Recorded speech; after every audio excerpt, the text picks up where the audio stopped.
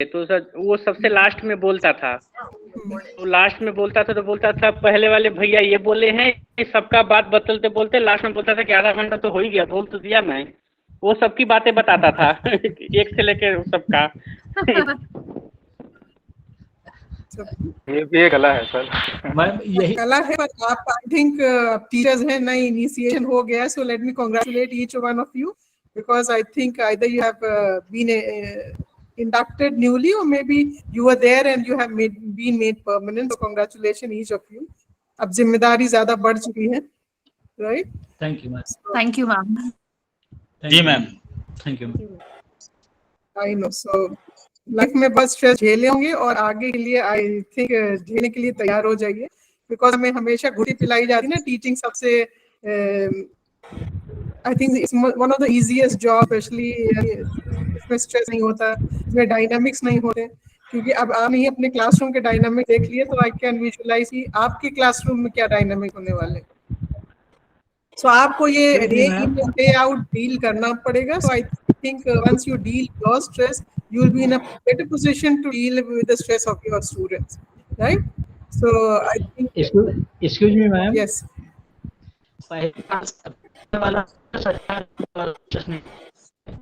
आवाज क्लियर नहीं आ रही है। Sorry ma'am.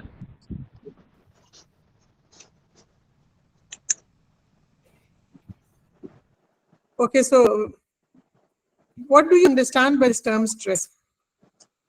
क्या है ये स्ट्रेस, क्यों इतना एम्फोसिस हो रहा है कि हमें स्ट्रेस मैनेजमेंट करना आना चाहिए? बहुत जरूरी है मैम। कोई बताएगा? अननेसेसरी का लोड लेना, ज्यादा सोचना, ज्यादा वो करना, ब्रेन से ज्यादा सोचना, वही स्ट्रेस है मैम। मतलब जिसको हम सोच रहे हैं वो काम नहीं हो पा रहा, that is called like that stress. Okay, कि हमने सोचा कि हम ये करने वाले हैं और वो हम नहीं कर पा रहे हैं, तो क्या माइंड में स्ट्रेस हो जाएगी। तो इसलिए मैंने तो सोचना बंद कर दिया है, मैं तो ज्यादा नहीं सोचता हूँ, स्ट्रेस नहीं लेता हूँ। और कोई बताएगा? मैम जब परिस्थितियां अनुकूल नहीं होती हैं और हमें काम करना होता है तो फिर स्ट्रेस हावी हो जाता है। नहीं तो हर कोई ये चाहता है कि स्ट्रेस न लें, लेकिन ना चाहते हुए भी वो स्ट्रेस रहता है कहीं ना कहीं। जी यस मैम, आवश्यकताओं पूर्ति में आने वाली बाधाएं ही तनाव है। ओके, स्ट्रेस मैम जो है एक इस तरह की फोर्स है जो कि उसके बिहेवियर को चेंज कर देता है, उसे इस तरह से मोटिवेट करता है कि वो जिस तरह का स्ट्रेस ले रहा है अनएक्सपेक्टेड बिहेवियर को करने के लिए उसको मोटिवेट करता है।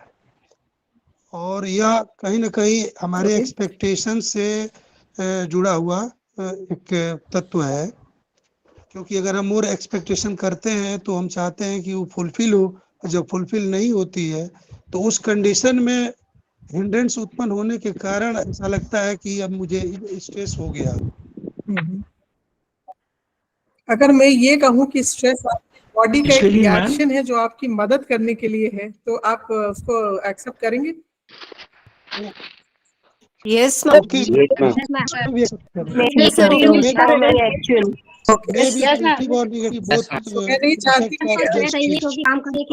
नहीं चाहती कि आप स्ट्रेस को इतना नेगेटिव देखें, क्योंकि जितना हम नेगेटिव देखेंगे उससे हम उसी से भागते रहेंगे और हम उसको अवॉइड करने की कोशिश करेंगे। सो स्ट्रेस हमारी जिंदगी में बहुत एक अहम रोल प्ले करता है, एंड जो मैं अभी स्ट्रेस मैनेजमेंट आपको बताऊंगी, then hopefully I'll be able to send something, give you something so to think and make a change in your life.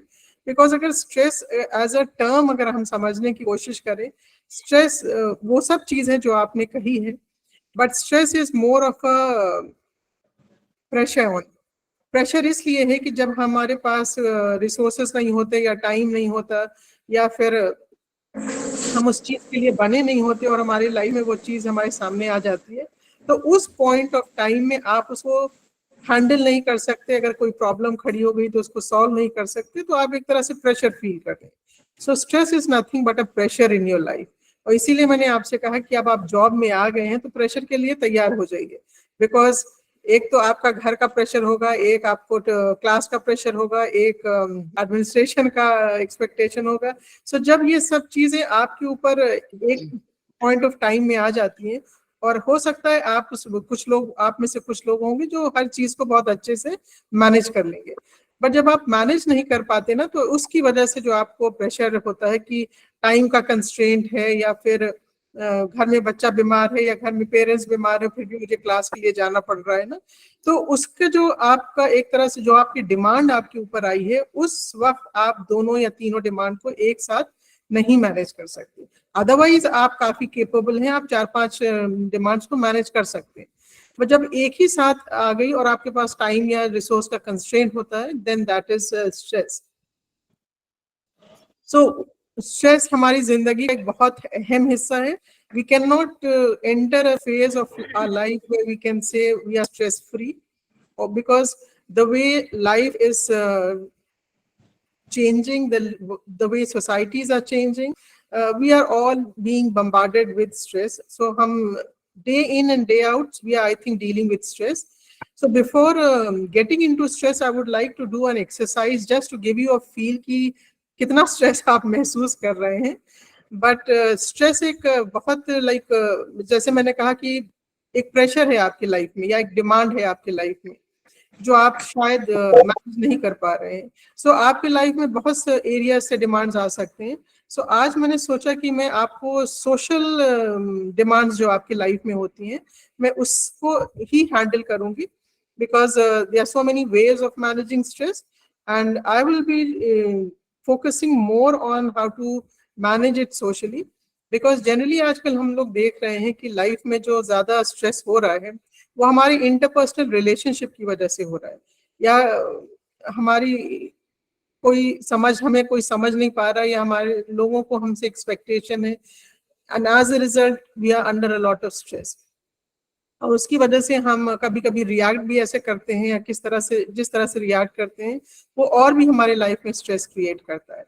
So I'll be trying to focus on how to socially manage stress, but there are n number ways of managing stress.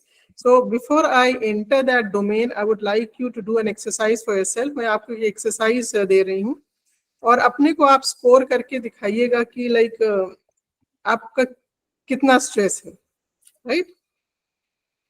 Agreed? Okay. Yes, ma'am. Yes, ma'am. Yes, ma'am. Okay. जी ma'am. Yes, ma'am. Yes, ma'am. जी ma'am.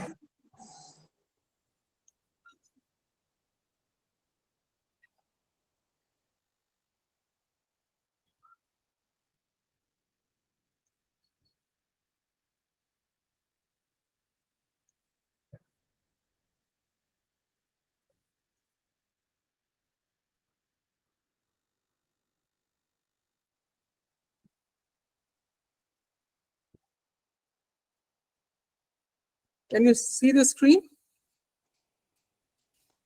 No, ma'am. Not yet, ma'am. No ma'am. No ma'am. नहीं ma'am. Okay.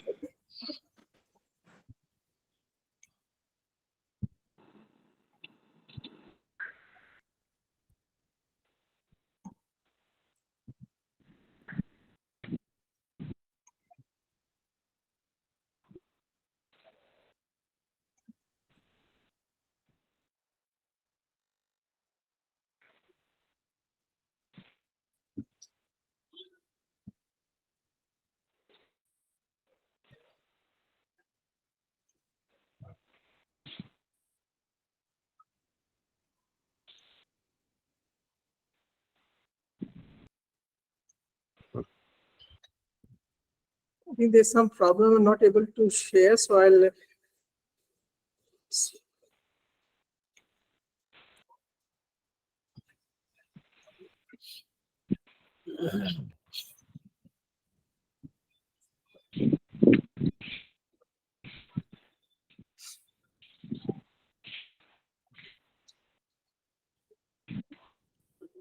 Okay, so there's some problems. I won't be able to share it, but anyway, everybody knows the amount of stress that you are experiencing. So I had a small questionnaire which had items in it, and on the basis of the response that you are going to give, you could find out the level of stress that you are experiencing.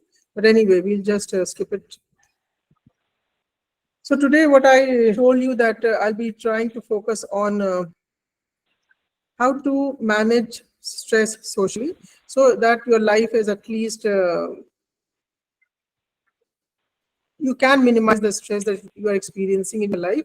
So there'll be academic stress, there'll be a career stress, and the time there'll be. Is there some problem? Are you able to hear me?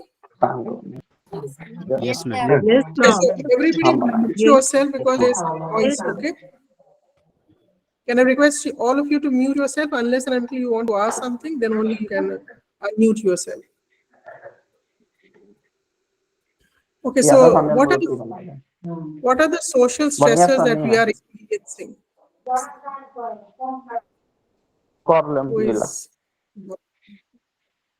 Mr. Rajiv, can you just mute yourself?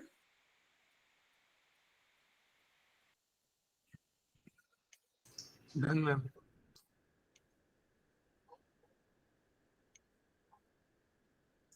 So there are certain social stresses. For example, the relationships that you have, you are most of the time under stress just because of those relationships. Because sometimes you may be having certain expectations from other people, or other people may be having certain expectations from you, and as a result, most of the time, अगर आप अपने इर्द गिर्द देखें, अपने आप को भी देखें या औरों को भी देखें, तो ज्यादातर उनकी लाइफ में जो स्ट्रेस है वो इसलिए है कि आप अपने रिलेशनशिप को बहुत इफेक्टिवली मैनेज नहीं कर पा रहे हैं. So sometimes these relationships become so stressful, and these stress like you are unable to handle those stress, and as a result the relationship gets strained, and that adds on to your stresses. So these relationships can be at your career front. For example, अगर मान लीजिए हम social stresses आपके institutions में या आपके career domain में देखें, तो these are professional demands, and as I told you, we are all very happy that we have got a job, but when we enter that job, there are certain pressures which we are not able to handle. For example, if you have a lot of load on you, because कभी-कभी ऐसा होता है ना कि department में उतने लोग नहीं है जितना की जरूरत है, and as a result you are under a lot of pressure to take 3-4 classes a day, and as a result you are feeling drained out.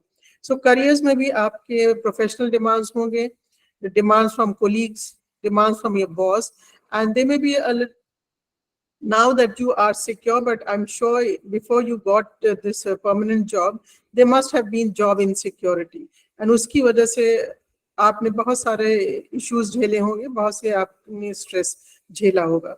So these are social stresses. For example, the stresses that you are experiencing in your career, the stresses sometimes you may be experiencing a lot of demand or pressure just because there is an expectation or there is a pressure from your friend circle.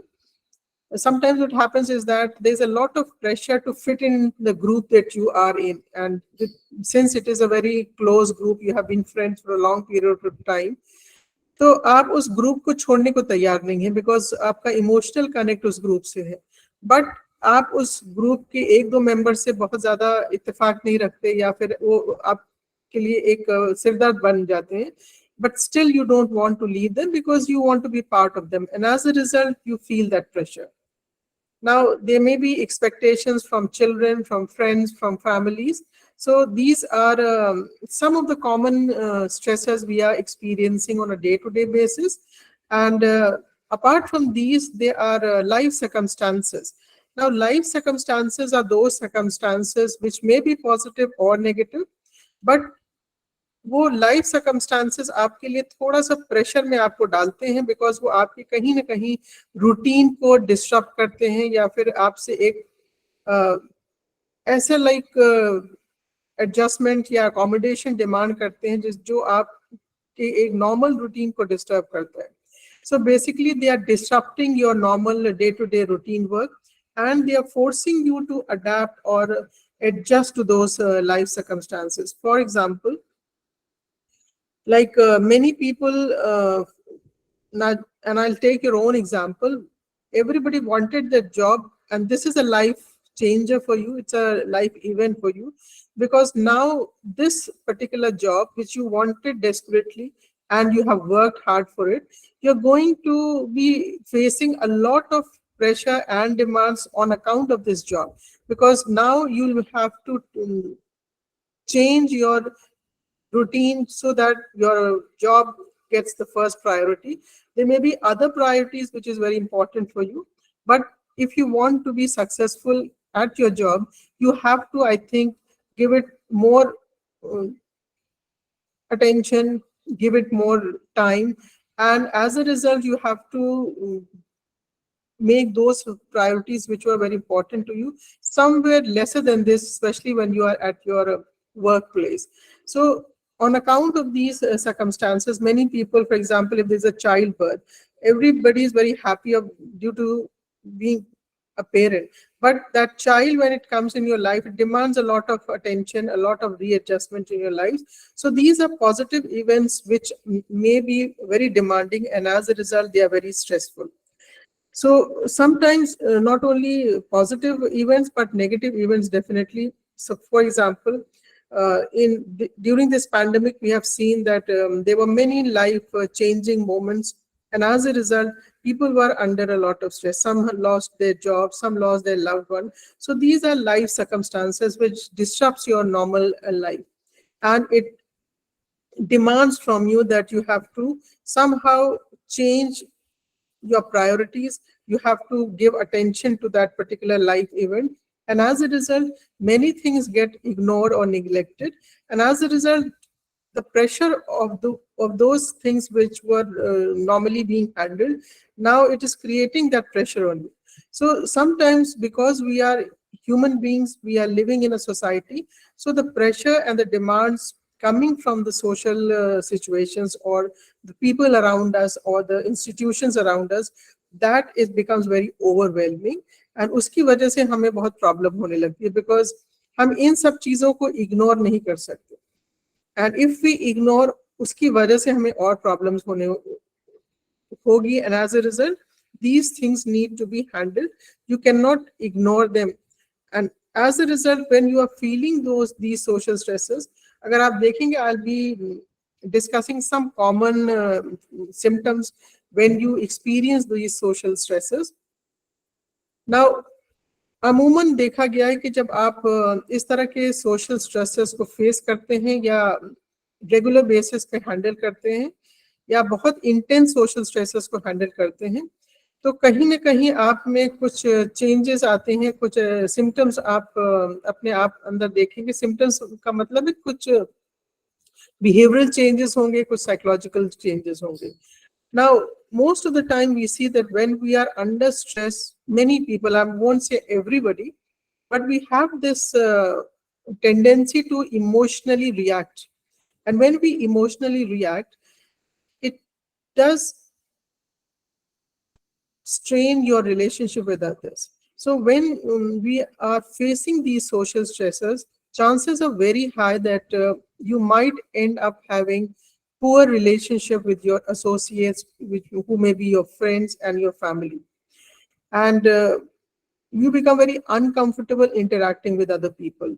So either you are going to react in an emotional way, you might get irritated, you might get angry, and as a result, things might not turn positive for you.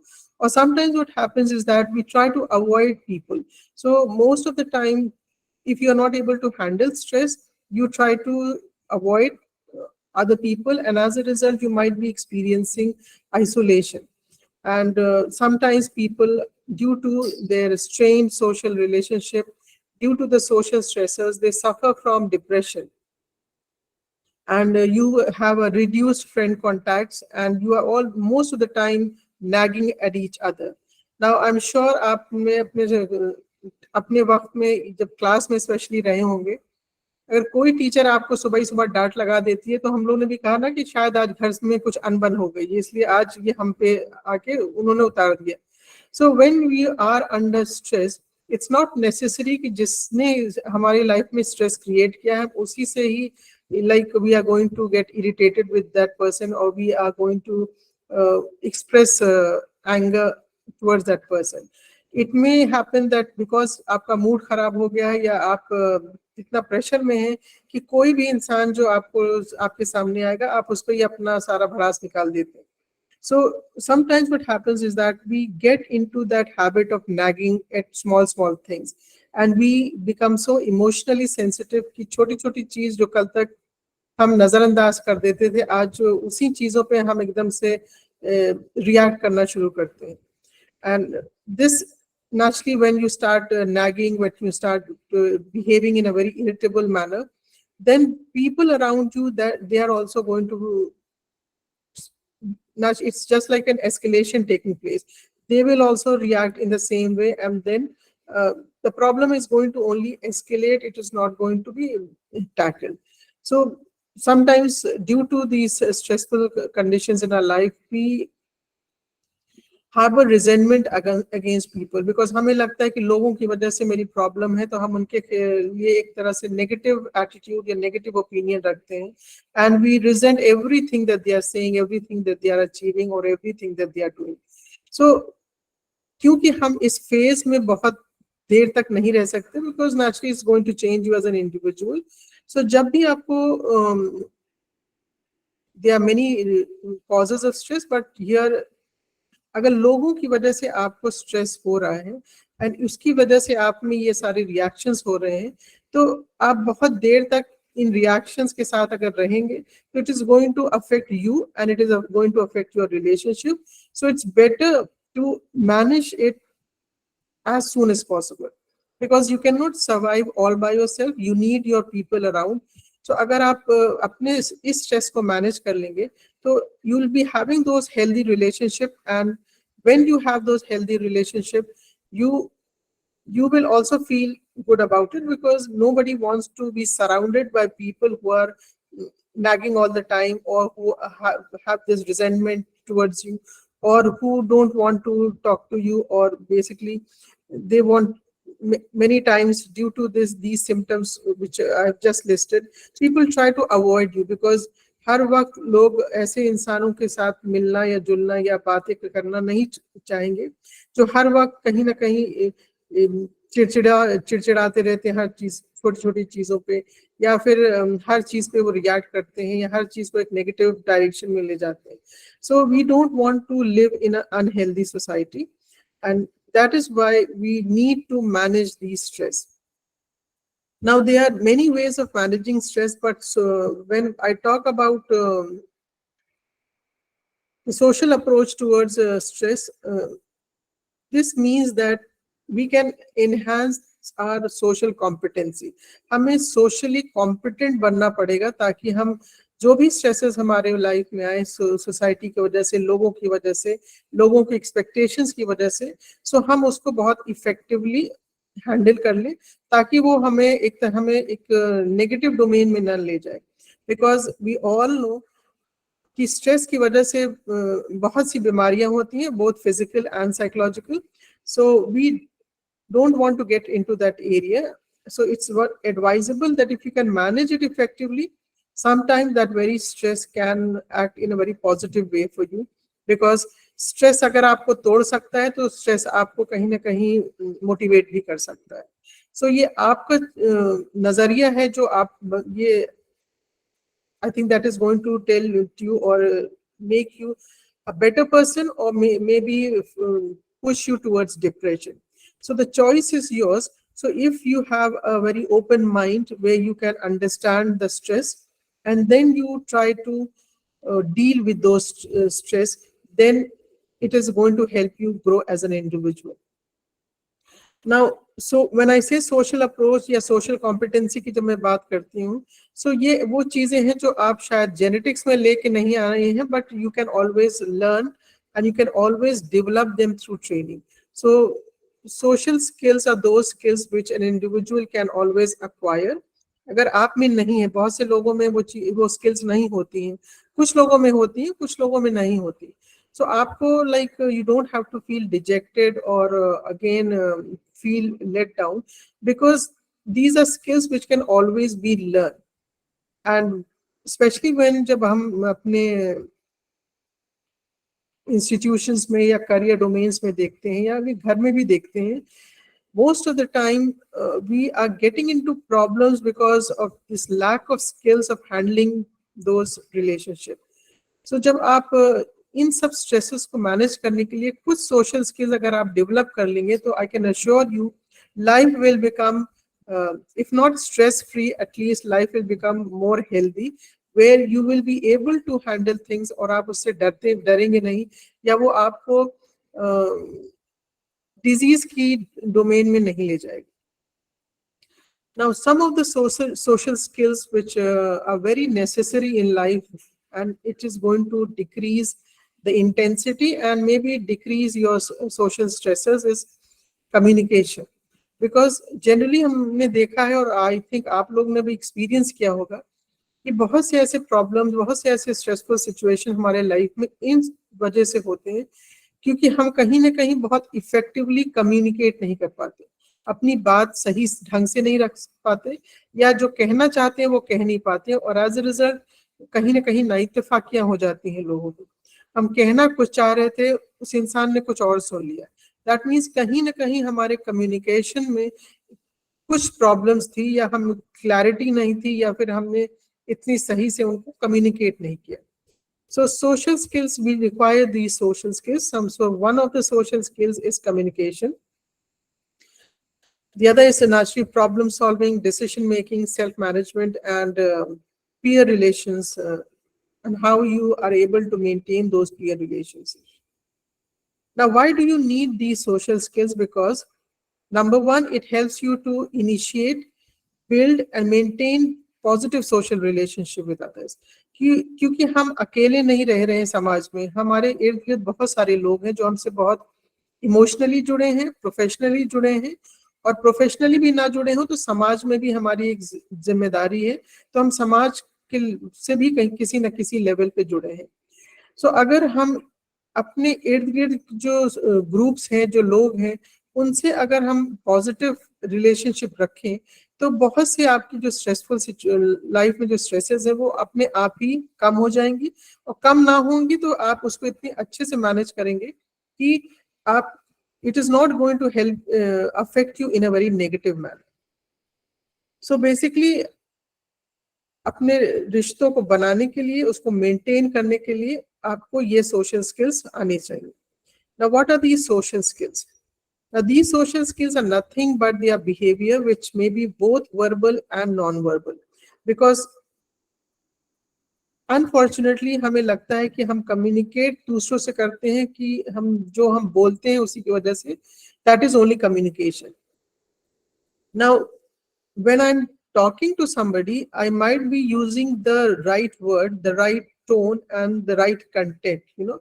So but अगर आपकी body language एक distance का impression दे रही है, तो वो फिर आपने बोला तो सब कुछ सही, बट वो उस इंसान ने उसको उतने पॉजिटिवली लिया नहीं, बिकॉज हम भूल जाते हैं कि कम्युनिकेशन का मतलब होता है वर्बल होना और नॉन वर्बल दोनों मिलके कम्युनिकेट करते हैं हम लोगों से. क्योंकि अगर मान लीजिए आपने किसी से कुछ कहना है फॉर एग्जांपल, और आप उससे आई कांटेक्ट नहीं मेंटेन कर रहे हैं, आप इधर उधर देख रहे हैं और उससे बोल रहे हैं, तो उस इंसान को तो आइडिया लग ही जाएगा कि आप अवॉइड कर रहे हैं, बट आप एक मान रखने के लिए आप ये जो बातें कह रहे हैं वो उनसे, so you don't mean what you are saying. So in order to be an effective communicator, you need to work on your verbal as well as non-verbal cues. और ये non-verbal cues especially, it is governed by your culture. So if you are coming from a culture where certain non-verbal, for example eye contact, अगर आप एक ऐसे culture से आ रहे हैं जहाँ पे एक आई कांटेक्ट मेंटेन करना for a long period of time is not considered good, then you have to be sensitive about these things. So अभी तक हम लोगों ने क्या किया, कम्युनिकेशन का मतलब है कि हम किस तरह से बातें करते हैं, क्या बातें करते हैं, हम कंटेंट पे ज्यादा काम करते हैं, बट हमने कभी अपने नॉन वर्बल क्यूज पे काम नहीं किया है. So we need to work on those non verbal cues so that अगर मान लीजिए हम कंटेंट वाइज भी बहुत क्लियर नहीं है, तो आपके नॉन वर्बल क्यूज एटलीस्ट एक इम्प्रेशन आप क्रिएट कर सकता है कि you are a very genuine communicator, you mean what you are saying, but आप किसी वजह से जो कहना चाह रहे हैं वो कह नहीं पा रहे हैं. So these are skills which you can always learn, and some of the useful social skills basically are, you try to maintain that eye contact when you are conversing with anybody, and this goes for your classroom also. Now, if you want to be an effective class teacher, because every classroom situation, I think, is a stressful situation, because there are so many students sitting in front of you, and each student has certain expectation from you. Now, what happens sometimes, knowingly or unknowingly, हम as a teacher हम ये गलती करते हैं कि हम जो सामने बच्चे बैठे होंगे या जो बच्चे सबसे ज्यादा एक्टिव होते हैं क्लास में, हम उन पे फोकस करते हैं, and as a result we make life stressful for those who are not being paid attention, और हम अपनी लाइफ में भी स्ट्रेस क्रिएट कर लेते हैं, बिकॉज जब हमारी एक क्लास होती है जहाँ पे एक ग्रुप तो हमसे कनेक्ट करता है और दूसरे ग्रुप हमसे डिसकनेक्टेड रहता है, तो वो हमारे लिए एक थोड़ी सी प्रॉब्लम्स क्रिएट कर सकता है. सो उस स्ट्रेस को कम करने के लिए as a teacher I think we need to maintain that eye contact with every child. Now you might be wondering, how is it possible to maintain eye contact with every, suppose 90 odd students are sitting. So when you are giving your lecture, you just have to change your eye contact so that at least you can pan around and you can make the student feel that every student is being watched. Or maybe when you are giving that lecture, try to maintain that contact from the first benches, the middle benches, and the last benches. So you know that वो आपके जो classroom का माहौल है वो थोड़ा सा आपके लिए positive हो जाएगा, because every child will feel connected. और let me tell you, अगर जो सबसे बदमाश बच्चा भी होगा आपके क्लास में, जो आपके लिए problems create कर रहा है, वो भी कहीं ना कहीं आपसे connect महसूस करेगा. So it is a very effective tool as far as classroom teaching is concerned, and it is a very effective social skill when you are trying to maintain that relationship either with your family members, your children, or your peer group. The second thing is, try to use the right tone, and the volume of your voice has to be acceptable. Now, many times, and I'm sure अगर आप अपने आप को ही देखें और अपने आप से पूछें, आप वो कौन सी ऐसे टीचर है जिससे आप ज्यादा कनेक्ट फील करते, आज भी कनेक्ट फील करते. हम डेफिनेटली उन टीचर से कनेक्ट नहीं फील करते जो क्लास में आके उनको लगता है कि I am the most powerful person in this classroom, and हम जो चाहें जिस टोन में बोल सकते हैं, जिससे भी चाहे हम डांट सकते हैं, and naturally students may not react because वो एक लोअर पावर पोजिशन में होते हैं. So and this holds for every social situations, चाहे वो हस्बैंड वाइफ का रिलेशनशिप हो, चाहे फ्रेंड्स का रिलेशनशिप हो, चाहे एक बॉस और एम्प्लॉय का रिलेशनशिप हो. You can minimize stress by using the right tone and managing the volume of your voice. Because if we try to use a tone which doesn't go well with the other person, then you are going to end up having a problem in that situation. For example, if you go and try to talk to your parents in a raised voice, I'm sure it is going to create stress for you, because then you know the situation is going to go against you. The same goes for your children, if you have children, or the same goes for students. So अगर आप class में जाके बहुत ऊंची आवाज में और एकदम से गुस्से की आवाज में बात करेंगे, तो स्टूडेंट आपको बर्दाश्त तो कर लेगा, बट फिर आप कि उतनी नहीं सुनेगा और फिर आपके लिए एक प्रॉब्लम क्रिएट करेगा. So try to use that right tone too, because हमारा काम है कम्युनिकेट करना, आप तक मैसेज, दूसरे तक मैसेज पहुंचाना, ना कि उसको इतनी फोर्सफुली पहुंचाना कि मतलब वो इंसान एक तरह से सहम जाए या फिर एकदम डिफेंसिव मोड में आ जाए. So try to use the right tone and volume, and how you express your lecture, how you express your ideas, that has to be done in the acceptable tone. Now, you have to express naturally your opinion to other people, but you also have to listen to what they are saying. And and many times what happens is that we can make out कि सामने वाला कुछ कहना चाह रहा है पर वो कह नहीं पा रहा है. So you have to be sensitive to other people, because communication मतलब ये नहीं कि one way communication. An effective communication is one which is a two-way communication. So you have to be very sensitive about other people's ideas and what they are trying to say. So when you perceive how others are feeling, you will be in a position to show empathy and you'll be able to understand. Because sometimes what happens is that कि हम जो communicate करते हैं या लोगों से बातें करते हैं, हम सामने वाले के नजरिया को या तो नजरअंदाज कर देते हैं या हम उसे समझ नहीं पाते, और एज अ रिजल्ट हम अपनी जो भी अंडरस्टैंडिंग हो उसके हिसाब से रिएक्ट करते हैं या बातें करते हैं, and as a result we create problems.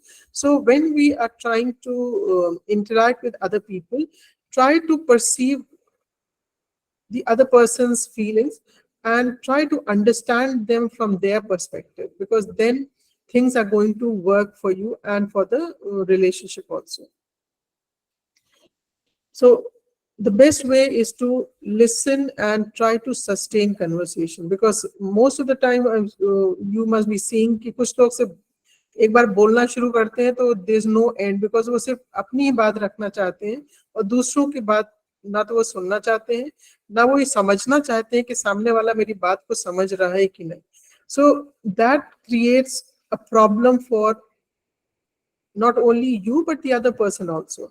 So try to listen to what the other person is saying and कोशिश ये करिए कि आप दूसरों की भी opinions को, उनकी ideas को भी सुने. फॉर एग्जाम्पल क्लासरूम में मैंने देखा है कि हम कह तो देते हैं स्टूडेंट से कि आप 10 बार पूछोगे तो 10 बार मैं बताऊंगा, पर 2 या 3 बार किसी स्टूडेंट ने हाथ खड़ा कर दिया तो वी गेट इरिटेटेड, बिकॉज हमने कहीं ना कहीं एज अ टीचर बोलने की कला ज्यादा सीख रखी है, सुनने की कला हम बोलते चले जा रहे हैं. So try to listen to what your students are saying, and when I am saying what your students are saying, not only verbally but non verbally भी, उनकी चेहरे पे क्या हाव भाव है, आप समझ सकते हैं कि वो आपकी बात समझ रहे हैं या नहीं समझ रहे हैं, क्योंकि कहीं ना कहीं उनके चेहरे पे वो एक्सप्रेशंस आएंगे कि what you are saying I am not able to get it. So you as a teacher has to change your strategy, because हम अगर मान लीजिए सोच के आएंगे क्लास में आज 4 टॉपिक्स हमें कवर करना है और स्टूडेंट आपका बिल्कुल रिसेप्शन मोड में नहीं है, because you can see they are not getting what you are saying. So what is going to happen, आप तो 4 अपने आइडियाज जो भी 4 टॉपिक कवर करके चले आए, पर वो स्टूडेंट कम्युनिटी जो 90 स्टूडेंट या 50 स्टूडेंट्स आपके क्लास में बैठे हैं, आपने उनके लिए स्ट्रेस क्रिएट कर दिया बिकॉज उन्होंने कुछ नहीं समझा. So you have to pay attention to what signals you are getting from the other side also. So you have to develop your socio-empathic ability. So socio-empathic ability is the ability to understand the feelings, the ideas and the point of view of the person who is in front of you.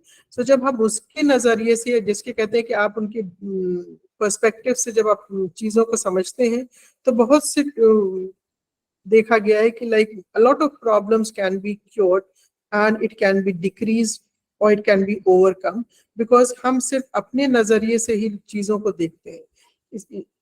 Like many people say कि जो चश्मा हम लगाते हैं उसी से हम reality देखने की कोशिश करते हैं, but reality sometimes is not how you perceive.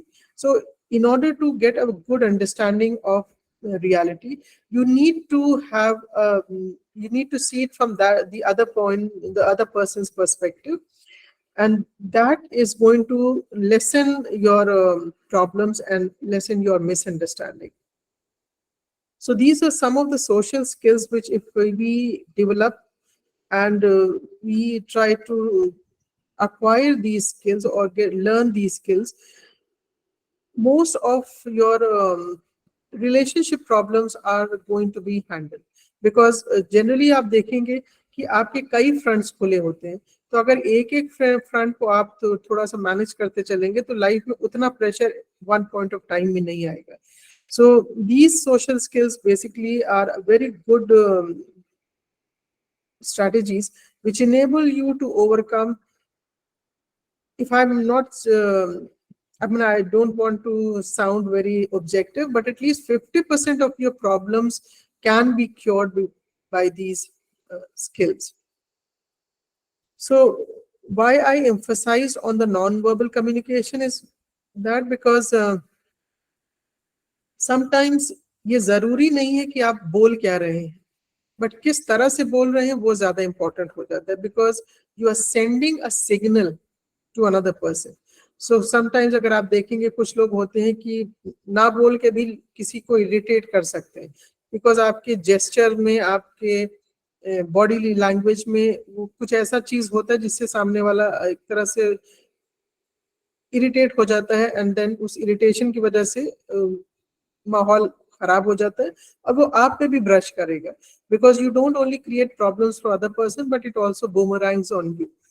तो जिसको कहते हैं ना, अगर आप दूसरों की तरफ पत्थर फेंकेंगे तो अपनी तरफ भी आएगा. सो जब हम इस तरह के जेस्चर्स या इस तरह से कमेंट्स देते हैं जिसकी वजह से लोग डिस्टर्ब हो जाते हैं, तो उस डिस्टर्बेंस की वजह से we also get into problem, because it acts like a vicious circle. जैसे मान लीजिए अगर घर में पेरेंट्स ने किसी बच्चे को डांटा और उस बच्चे ने, क्योंकि आपने उसको डांटा तो बच्चे ने बदतमीजी से बात कर दी, तो आपका गुस्सा और भी बढ़ जाएगा, यू नो. सो आपने सोचा कि आप उसको डांट के शायद प्रॉब्लम से कम हो जाएगी और you will be able to manage the situation, but यहाँ पे सिचुएशन और भी बिगड़ गई, because either the child is not ready to listen to you or the child has reacted in a manner which you are not expecting. So एक तरह से आपने अपने और भी blood pressure बढ़ा लिया. So if it's not necessary that all the time you are going to use your verbal content. कभी-कभी लोगों को सुना होगा कि हम जब घर में कुछ प्रॉब्लम होती है तो एक पार्टी एकदम खामोश हो जाती है और उसकी वजह से उस जो स्ट्रेसफुल माहौल होता है वो डी एस्केलेट हो जाता है, बिकॉज जब सब लोग अपनी अपनी सुनाने लगते हैं तो उससे कभी कभी चीजें और हाथ से निकल जाती हैं. So try to work on your non verbal communication, because कभी कभी आप जो ट्रस्ट बिल्ड करते हैं, जो कनेक्शंस बिल्ड करते हैं, it is on the basis of the extent to which you are aware of other people's body language and you are in control. So you need to be able to accurately read and respond to non-verbal cues that other people are sending to you. Now, another way of handling stress is that we have to be emotionally aware of ourselves. We have to be aware of our emotions. So अगर हम अपने emotions के साथ connect कर सकते हैं, that means we are aware of our emotions and how they influence your thought and your actions, then कुछ बहुत हद तक आप के लिए ये एक positive हो जाता है, because when you understand your own emotions, you not only it helps you to understand your reactions and your response and your symptoms, but जब हम अपने आप से कनेक्ट होते हैं और अपने स्पेशली इमोशन से कनेक्ट होते हैं तो it enables us to be more focused, specially अगर बहुत टेंस सिचुएशंस होती हैं तो आपको अब एक तरह से उस टेंशन वाले सिचुएशन में काम रखने में मदद करता है. Now, how does it work that if I am in a stressful situation, then how this awareness of our emotion is going to impact us? Now, many of you must have heard a term which is referred to as emotional intelligence. बहुत सी बार आपने सुना होगा लोगों को कि अगर हम emotionally intelligent हो जाएं तो बहुत सी चीजें आपके लिए फायदेमंद होगी in terms of how you are dealing with your life and how you are dealing with other people. So emotional intelligence भी एक तरह से एक स्किल है जो आप डेवलप कर सकते हैं, बिकॉज ये वो स्किल है कि वो एबिलिटी है जो आपको ना ही अपने आप को समझने में एक तरह से आपको सक्षम बनाती है, but it also helps you to understand other people, और जब आप अपने आप को समझते हैं और आप दूसरों को भी समझने लगते हैं, तो it is a very effective way of relieving stress. Because अगर इमोशनली इंटेलिजेंट लोगों को आप देखेंगे तो उनमें दो स्किल्स बहुत इम्पोर्टेंट आपको नजर आएंगे। एक, वो अपने आप से कनेक्ट होते हैं, they are aware of their emotions, and वो सिर्फ ये नहीं देखते कि हमें गुस्सा आ रहा है या हम कुछ हो रहे हैं या हम I'm feeling hatred towards somebody or I'm feeling jealous towards somebody. But जब हम इन इमोशंस को एक्सपीरियंस करते हैं तो वो इमोशंस हमारे थॉट प्रोसेस को कैसे अफेक्ट करता है या फिर हमारे बिहेवियर को कैसे अफेक्ट करता है। So you have to be aware of all these things, and once you are aware of your emotions, you should know how to manage it, because most of the time we act in a very impulsive manner.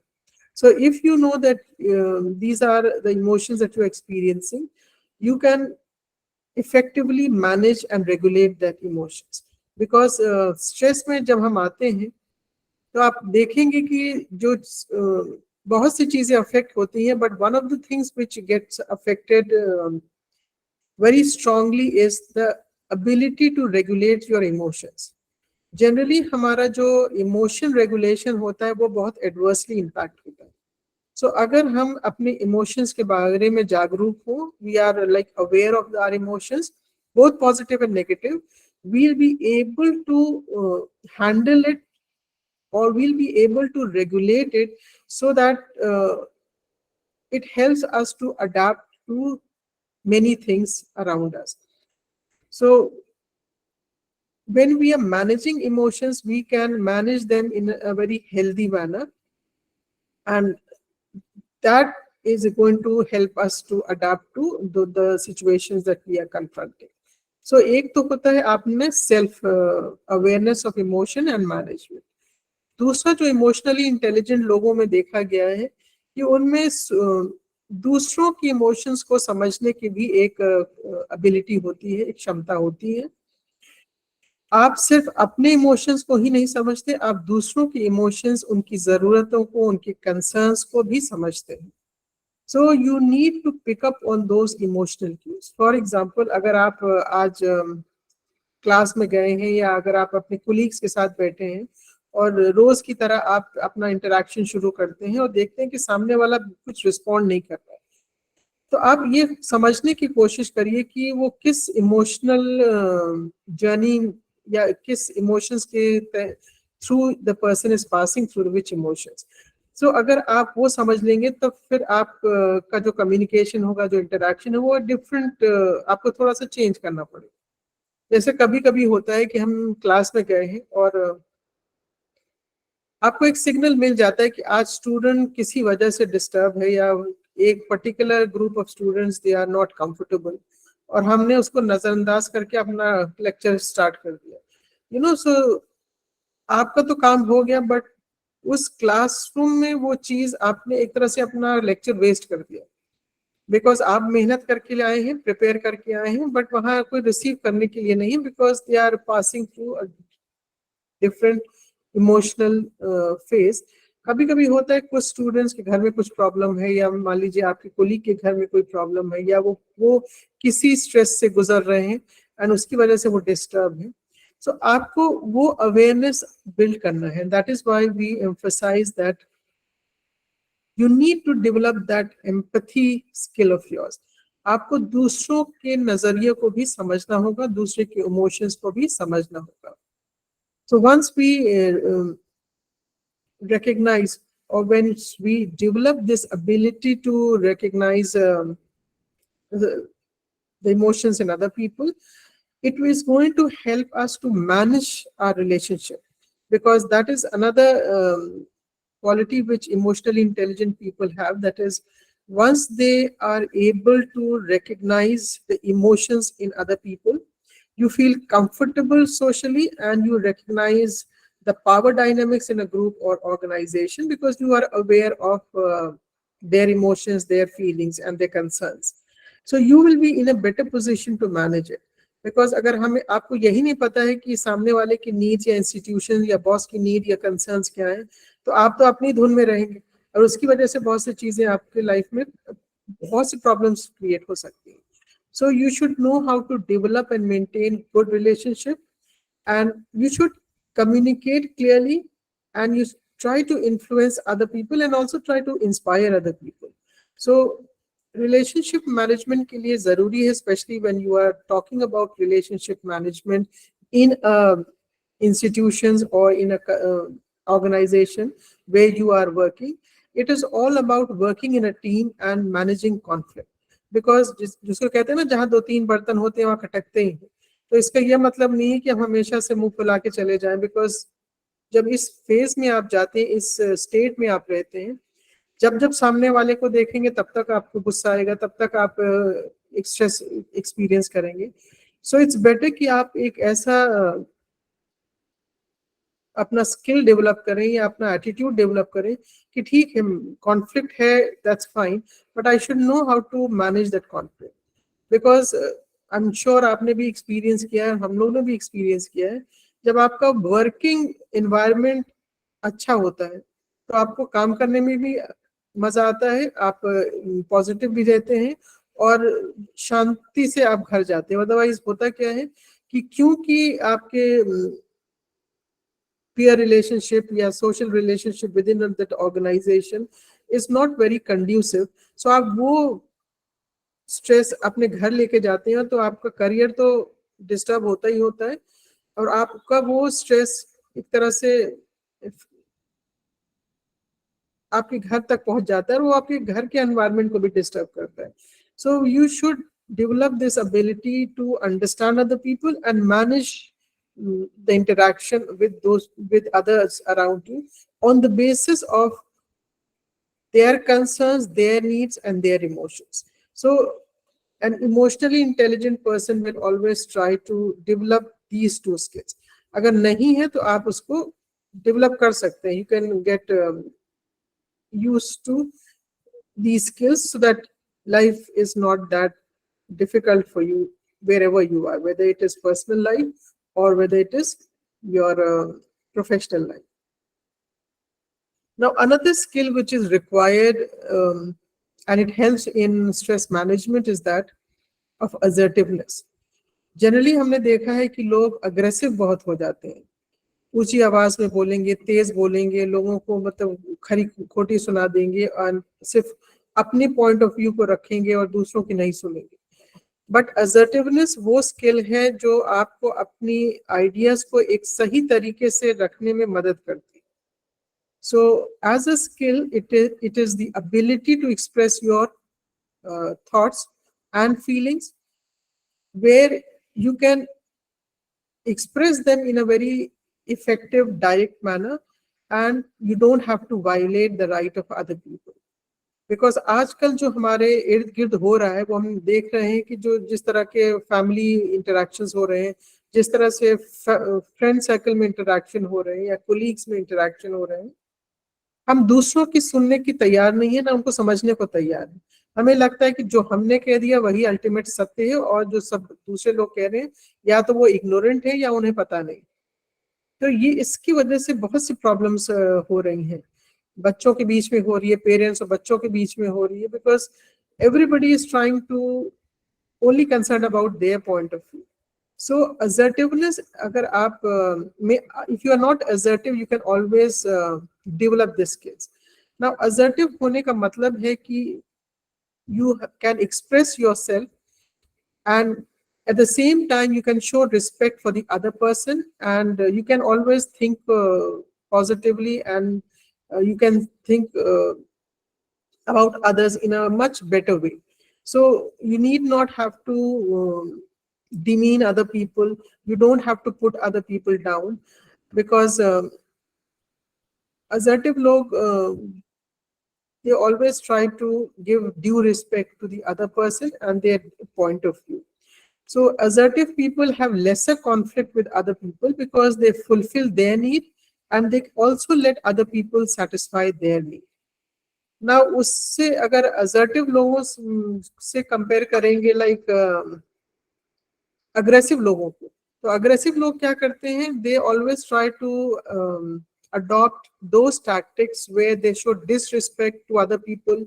Sometimes वो abusive भी हो जाते हैं, दूसरों को demean, नीचा दिखाते हैं, या बहुत मैनिपुलेटिव हो जाते हैं, because they don't think of other people and they always try to win the situation at the expense of other people. So जब हम अग्रेसिव होते हैं ना, तो हम लोगों को अपने आप से एलिनेट कर देते हैं, और इसकी वजह से हमारे लाइफ में और भी स्ट्रेस होता है। नाउ इन दो टाइप के लोगों के अलावा एक और थर्ड टाइप ऑफ स्किल होती है, जो जिसको हम पैसिव टाइप कहते हैं। नाउ पैसिव अगर हम हो गए हैं तो भी हमारे लाइफ में बहुत ज्यादा स्ट्रेस हो जाता है, बिकॉज जब हम बहुत पैसिव हो जाते हैं तो हम कम्युनिकेट ही नहीं कर सकते, बिकॉज हमें वो स्किल ही नहीं आती कि हम किस तरह से अपने पॉइंट ऑफ व्यू को दूसरों के तक पहुंचाएं। सो बिकॉज हमें लगता है कि अगर हम बात करेंगे, अपनी बात कहेंगे, तो शायद लोगों को बुरा लगेगा, तो हम विथड्रॉ कर जाते हैं।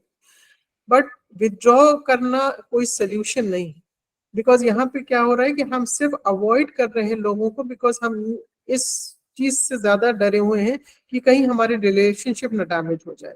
उसकी वजह से हम कहीं ना कहीं घुटे महसूस कर रहे हैं, और भी प्रॉब्लम्स हो रही है, बिकॉज हमें कोई आउटलेट नहीं मिल रहा है। हम एक तरह से यस बॉस टाइप के होते चले जा रहे हैं, बॉस ने जो कहा वो सब सही है और हम कुछ नहीं कह पा रहे, यू नो। सो कम्युनिकेट करना के कई तरीके होते हैं, असर्टिव होता है, अग्रेसिव तरीका होता है, पैसिव भी तरीके होते हैं। But if you want to reduce your stress, you have to be an assertive person.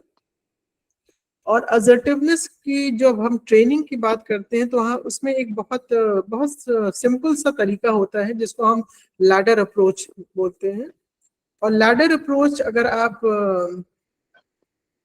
follow करें तो you can become an assertive person. Now, when we go to the ladder approach, L stands for look at your needs and feelings about a situation. So एक किसी भी situation में आपकी ज़रूरत क्या है और आपके एहसास क्या है, आप पहले उसके बारे में aware हो जाइए. Then A stands for arrange a meeting which is convenient where you can speak with other people comfortably. So आप हमेशा एक comfortable situation में communicate करने की कोशिश करें. Then D stands for define the problem clearly and be specific. Is there some problem? No, ma'am. No, ma'am. No, ma'am. So should I carry? Yeah, sure. No, ma'am. Okay. So 1D stands for that you have to define the problem clearly and you have to be very specific. कभी कभी देखा होगा कुछ लोग गोल गोल घूमते रहते हैं पर मुद्दे पे नहीं आते. तो अगर मुद्दे पे नहीं आएंगे तो आप दूसरों को तो प्रॉब्लम में डालेंगे, अपने को भी प्रॉब्लम में डालते हैं. So try to be very clear about what is creating that problem and accept that this is a problem for you. Then the next D stands for describe your feeling using I messages. Again, you have I messages इसलिए मैं कह रही हूँ क्योंकि आपको accept करना पड़ेगा कि ये प्रॉब्लम मेरी है तो मुझे सोल्यूशन इसका निकालना है. Because sometimes we are in a very defensive or denial mode, so that is not going to work. So E stands for express and explain your remarks using clear sentences. And here you have to be very aware of your eye contact, hand gestures, voice tone, and facial expression. And the R stands for reinforce your remark by noticing the positive outcomes. So sometimes अगर आप देखेंगे जो लोग बहुत effectively communicate करते हैं, मान लीजिए आपने कुछ कहा तो आप ही का थोड़ा सा वो रिपीट करके स्टार्ट करेंगे, ये आपको एहसास दिलाने के लिए कि मैं सुन रहा हूँ, मैंने सिर्फ आपको नजरअंदाज नहीं किया. सो लैडर अप्रोच से आप अपने आप को असर्टिव बना सकते हैं. Right, so this is a skill which you can always acquire. Now, this is also related to assertiveness is that generally when we are in a problematic or a stressful situation, as I told you that we see that people react in a very emotional manner, they overreact and sometimes they are not able to regulate themselves. So one way of very effective way of managing this is that generally हम क्या करते हैं, हम लोग जल्दी से react करना शुरू करते हैं. पर स्ट्रेस मैनेजमेंट की बहुत इफेक्टिव स्ट्रेटजी है कि आप रिएक्ट कम करें, रिस्पॉन्ड ज्यादा करें। एंड रिस्पॉन्ड का मतलब ये है कि you have to give yourself time to stop and think before immediately reply. Because जब आप थोड़ा सा अपने आप को एक स्पेस देते हैं तो आप सिचुएशन को समझने की कोशिश करते हैं। ज्यादातर लोग क्या करते हैं, बिना समझे ही वो रिएक्ट करते हैं, और जो रिएक्शन देते हैं उसकी वजह से चीजें और भी बिगड़ जाती हैं। So always try to respond, and responding demands that you have to first understand कि सामने वाले ने जो कहा है वो क्यों कहा है, रादर देन कि जो कहा है उसी पे आपने रिस्पॉन्ड कर दिया। सो जब आप रिस्पॉन्ड करते हैं तो आप कॉन्फ्लिक्ट को कहीं ना कहीं मिनिमाइज करते हैं। So when you are under stress, emotional outbursts and feeling of anger are very common. So जो इंसान इमोशनली इंटेलिजेंट होगा वो हमेशा काम पहले रहेगा, वो सिर्फ रिएक्ट नहीं करेगा उस स्ट्रेसफुल सिचुएशंस में, क्योंकि जब आप इम्पल्सिवली रिएक्ट करेंगे तो फिर और भी चीज़ों बिगड़ जाएंगी। So always make a conscious choice and try to ensure that your action and your words are in alignment. ये नहीं कि आप के words कुछ कह रहे हैं और आपके actions किसी और direction में जा रहे हैं. So that sometimes is not going to work for you.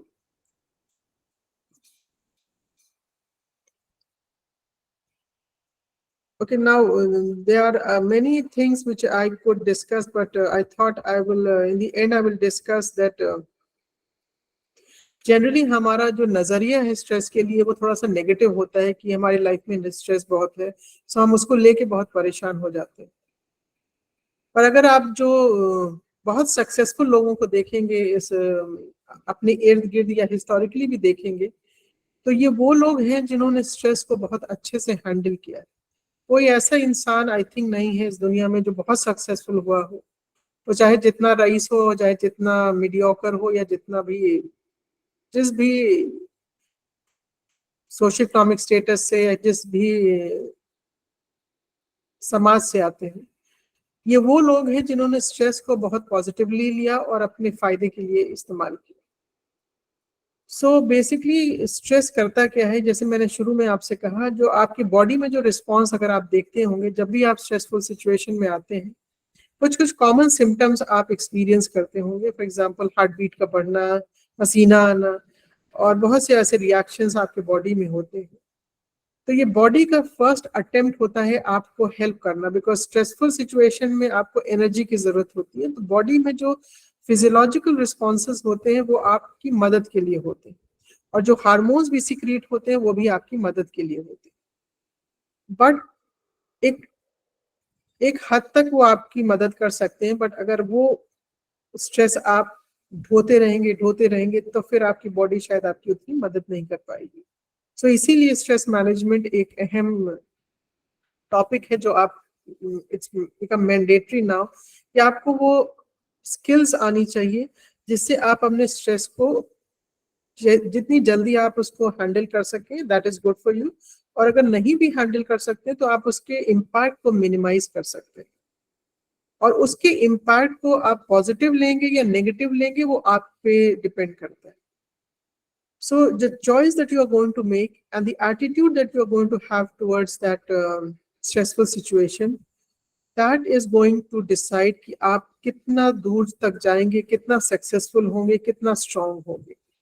Because जब हम स्ट्रेसफुल सिचुएशन में आते हैं तो एक तरह से आपके लिए एक मौका है अपने पोटेंशियल को आइडेंटिफाई करने के लिए, क्योंकि हर सिचुएशन में कोई ना कोई ऐसा एस्पेक्ट होगा जिससे आप बहुत आसानी से हैंडल कर लेंगे, कोई ना कोई ऐसा एस्पेक्ट होगा जो बहुत आसानी से नहीं हैंडल कर पा रहे हैं, बट अगर थोड़ा सा मेहनत करेंगे तो हैंडल कर लेंगे। एंड कुछ ऐसे सिचुएशंस में होंगे जहां पे आप बिल्कुल नहीं हैंडल कर पाते। So it's perfectly all right. हर चीज आपके कंट्रोल में नहीं आ सकती, तो जो चीज आपके कंट्रोल में नहीं है उस पर आपको परेशान होने की जरूरत नहीं। जो चीज आप मैनेज कर रहे हैं, this is a plus for you. जो चीज आप मैनेज नहीं कर पा रहे उस वक्त, बट थोड़ा सा आप अपने आप पे काम करेंगे तो आप मैनेज कर लेंगे। So when you are managing on the second category, जहाँ पे आप बहुत कंफर्टेबल नहीं, बट आपको लगता है कि आप इस सिचुएशन से या इस प्रॉब्लम से बाहर आ सकते हैं, जिस दिन आप उस सिचुएशन से बाहर आते हैं उस दिन आपका एक तरह से आप अपने अंदर एक चेंज महसूस करते हैं। दैट मीन्स यू फील कि जो चीज कल तक हमें लगता था कि मैं नहीं कर पाऊंगी या पाऊंगा, now I can do it. So it helps you to identify your true potential. क्योंकि जब भी आप डिमांडिंग सिचुएशंस में आप जाते हैं तो आप सबसे पहले you feel very disturbed by it because it overwhelms due to the pressure. So in testing times में, in demanding times में आप अपने skill और ability पे काम करते हैं and वहीं पे आप अपने boundaries को push करते हैं, and क्योंकि आप भी survive करना चाहते हैं जहां भी होंगे, चाहे relationship में, चाहे professional life में, और फिर आप अपने आप को एक तरह से फोर्स करते हैं नई नई चीजों के बारे में एक्सप्लोर करना कि अच्छा ये ट्राई कर लूँ, वो ट्राई कर लूँ, एंड उसी ट्रायल एंड एरर के बेसिस में कभी कभी आप एक ऐसी चीज अपने अंदर डिस्कवर करते हैं जो आपको लगेगा ही नहीं कि शायद आपके अंदर था। एंड ये चीज आपने देखी होगी जब कोई भी प्रॉब्लम है, किसी भी बड़ी शख्सियत को आप देखेंगे, जिस तरह से उन्होंने उस प्रॉब्लम को हैंडल किया है, वही उसी सिचुएशन में दे फाउंड कि okay I thought that I could not do this, but now from that I cannot to I can is a big movement. So that movement is going to be a plus for you. So we should not always see stress in a negative way, but we should also see it in a positive way, because अगर आपका mindset positive होगा या आप एक challenge लेने को तैयार हैं, तो जरूरी नहीं है कि वो चैलेंज आपको ब्रेक करने के लिए आए। सो whether the stressful situation is going to make you or break you, it's you who have to decide that. So should I stop and take your questions, because I have a class at 10:30. So last में मैं आपसे सिर्फ यही कहूंगी, जो आप pressure अपने सिर पे लेके टहलते हैं, फॉर एग्जाम्पल जो लोड आप लेके, and everybody has that pressure, कुछ लोगों के लाइफ में कम होता है, कुछ लोगों के लाइफ में ज्यादा होता है, वो लोड आपको ब्रेक करेगा या नहीं करेगा, ये इस पे डिपेंड करता है कि आप उसको किस तरह से कैरी करते हैं। ना कि प्रेशर अपने आप में आपको तोड़ेगा, but how you are carrying that pressure, that is going to determine whether you are going to end up as depressed person, as a person who is suffering from anxiety, or a person who has a mental breakdown, or a person who is going to grow more strong, more assertive, more capable. So I stop at this, and if you have any questions, I would like to take those questions. Good morning ma'am. Good morning. चंचल बोल रही हूँ, BA department से, Bundelkhand college Jhansi से।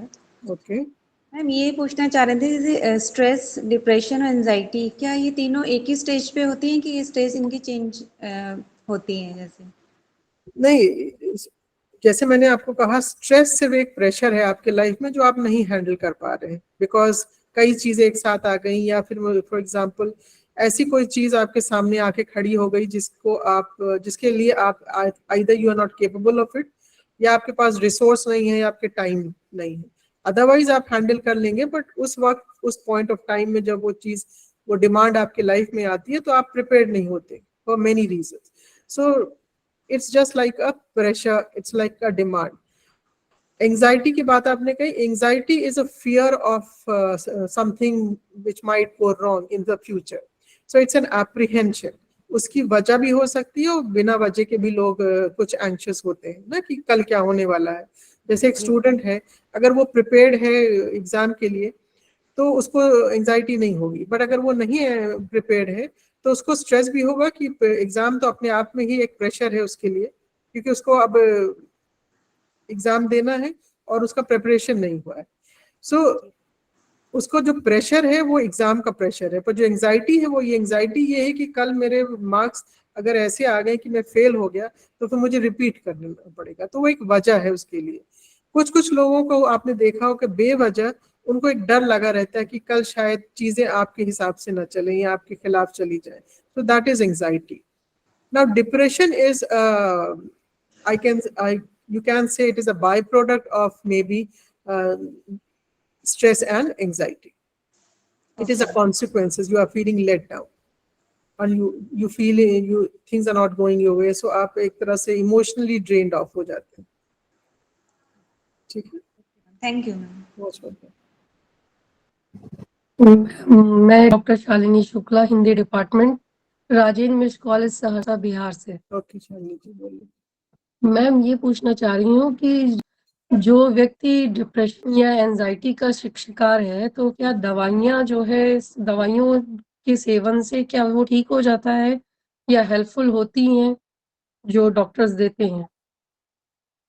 आपने बहुत अच्छा सवाल पूछा. ये पूरा एक लेक्चर हो सकता है इसमें, क्योंकि प्रॉब्लम क्या है ना कि हमने मेंटल हेल्थ को उस लेवल तक नहीं समझा जिस लेवल पे हमने फिजिकल हेल्थ को समझा. अगर मान लीजिए फिजिकल हेल्थ की बात करें, जैसे कुछ लोगों को हाइपरटेंशन होता है ना या डायबिटीज की प्रॉब्लम होती है, तो उनको कहीं ना कहीं रोज एक दवा तो लेनी पड़ती चीजों को मेंटेन करने के लिए. सो जो साइकोलॉजिकल हेल्थ और जो फिजिकल हेल्थ एकदम एक पैरेलल जैसा है, मतलब almost the dynamics is the same. So अगर मान लीजिए आपको थोड़ा बहुत डिप्रेशन है, तो उसके लिए शायद दवा की जरूरत नहीं है. As a counsellor somebody may help you overcome that. But if you are suffering from very chronic depression, then उसमें भी देखा गया है कि आपको एक मेडिसिन की रेजिम फॉलो करनी होती है. तो लोगों को लगता है कि हम दवा क्यों लें, या 10 दिन लेंगे, 2 महीने लेंगे, 1 साल लेंगे, छोड़ देंगे. डायबिटीज और हाइपरटेंशन के साथ तो ऐसा नहीं करते ना कि 1 साल लेंगे और फिर हम छोड़ देंगे, या फिर हम 1 साल डायबिटिक की दवा लेंगे और छोड़ देंगे. सो आपको एक जो भी आप मेडिकल प्रोफेशन में आपको जो प्रिस्क्राइब किया गया है वो आपको लेना है. वो हमारा एक तरह से माइंडसेट बन गया है कि मेंटल प्रॉब्लम्स के लिए हमें इस तरह का रेजिमेंट फॉलो नहीं करना है. तो सीरियस साइकोलॉजिकल प्रॉब्लम्स का भी हल है, जिस तरह से सीरियस फिजिकल हेल्थ के, जैसे मान लीजिए एक टाइम था जो कैंसर को लोगों को लगता था कि अब तो कैंसर हो गया तो अब तो बस दी एंड आने वाला है. Depending upon the level of the level of medical attention that you are able to get, आप कैंसर से भी निकल सकते हैं. अब आप देखिएगा युवराज सिंह कैंसर से निकल के उन्होंने क्रिकेट खेलना फिर शुरू किया कि नहीं.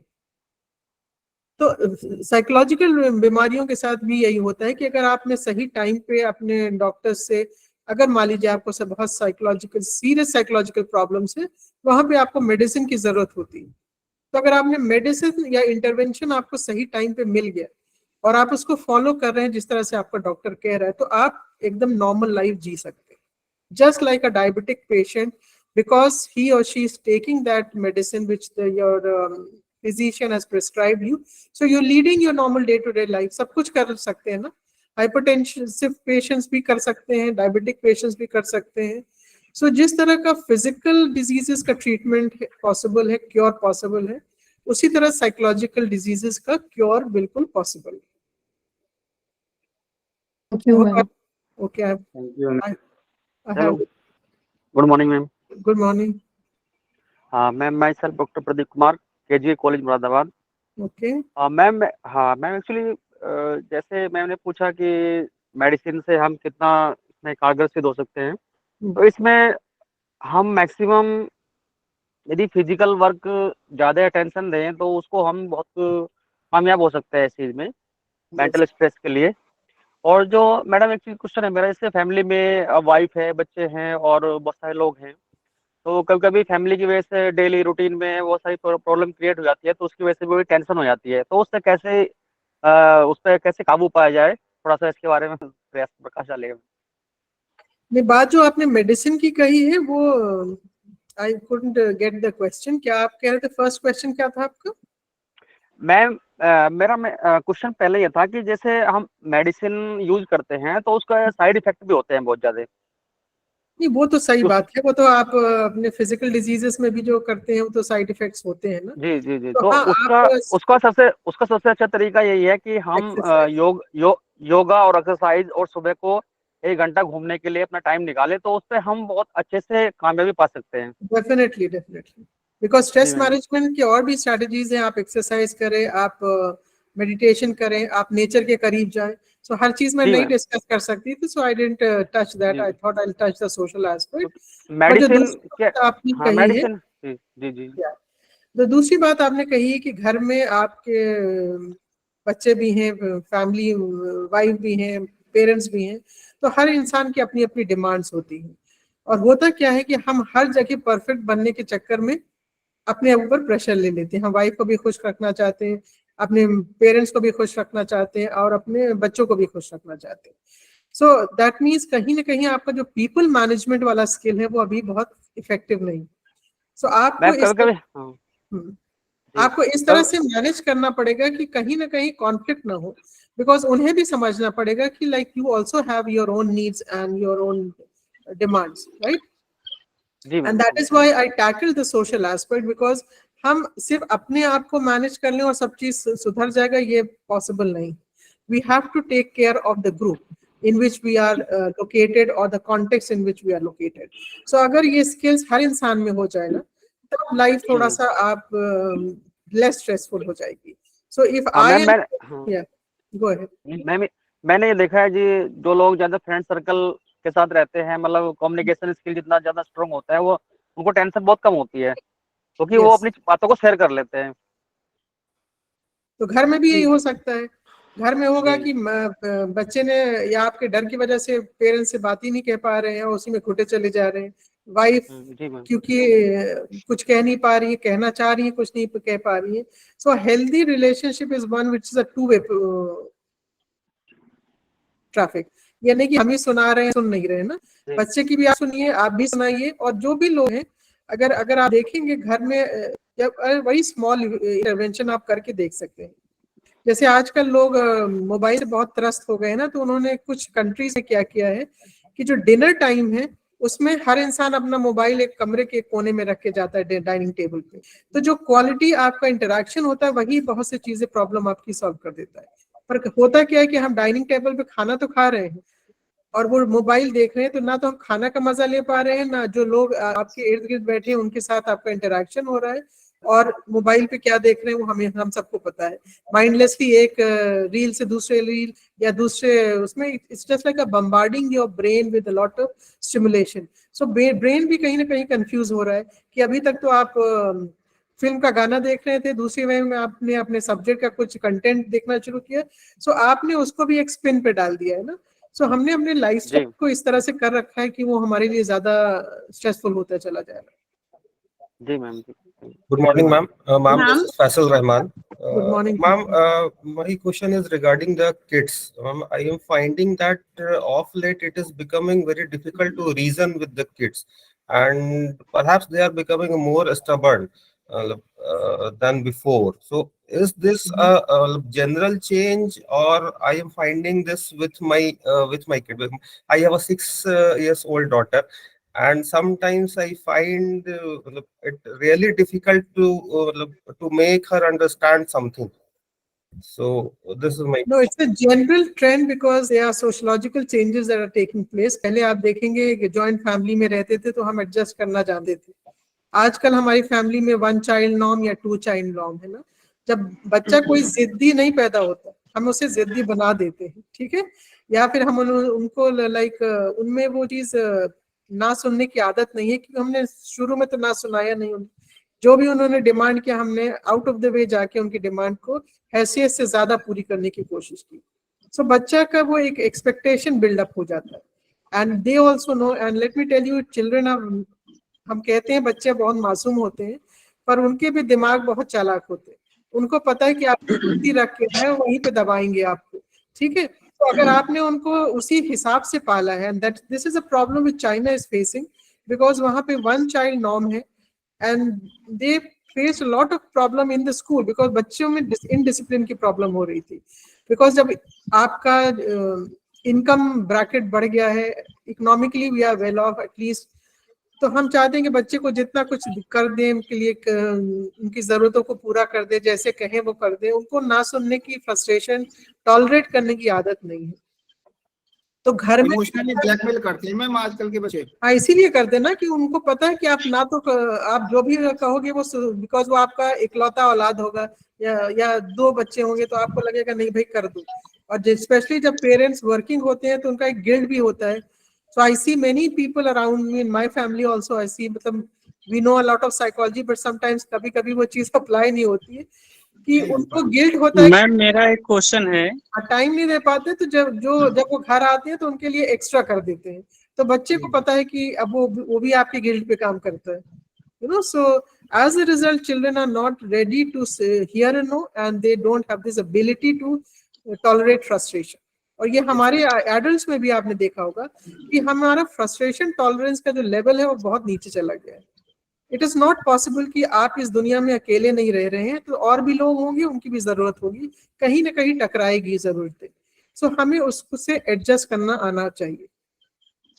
मैम नमस्कार, मेरा नाम पुष्पेंद्र सिंह है। मेरा एक प्रश्न है, मैं डिपार्टमेंट ऑफ पॉलिटिकल साइंस से हूँ, और आज जो कॉलेजों में राजनीति होती है तो सब्जेक्ट हमारा ये है तो हम उसको समझ जाते हैं, और आपने थोड़ी सी चीजों को इग्नोर करने की और इमोशनली इंटेलिजेंस दिखाने के लिए कहा है, पर कभी कभी ऐसा होता है कि हम अपनी तरफ से मैच्योरिटी या इमोशनल इंटेलिजेंस दिखाते इग्नोर करते हैं, तो चीजें और वर्स्ट होती जाती है, लोगों का और भी ज्यादा बढ़ते जाते हैं, तो उसको फिर तब उस सिचुएशन क्या करना चाहिए? उसका सिचुएशन का बहुत आसान सा तरीका है, you should develop this capacity of ignoring, because जिसको कहते हैं ना, दीवार से सर टकराने से दीवार नहीं टूटने वाली, आपका सर टूटने वाला है। सो अगर आप फोड़ते रहिए अपना सर, जो कंप्यूटर्स में आपने देखा होगा ना, एक डिलीट ऑप्शन होता है, बस वही डिलीट ऑप्शन बहुत इफेक्टिवली अगर आप इस्तेमाल करेंगे तो life will be very, because आप कभी कभी होते हैं ना, आप अपने आप को तो मैनेज कर सकते हैं पर दुनिया को आप नहीं मैनेज कर सकते। सो पर इससे उन लोगों का और भी ज्यादा मतलब मोरल हाई होता है, वो और भी ज्यादा चीजों को उस लेवल पे ले जाते हैं। टेल यू, आपको लगता है ये चीजें हमने भी अपने लाइफ में अडॉप्ट किया है, and life becomes very easy. जब लोगों को आपने बचपन में देखा होगा ना, बच्चे को जब चिढ़ाते हैं ना, बच्चा जितना चिढ़ता है उतना हम चिढ़ाते हैं, देखा होगा ना आपको भी, शायद लोगों ने चिढ़ाया हो, कभी कभी हम नाम रख देते हैं और बच्चा वो चिढ़ता है।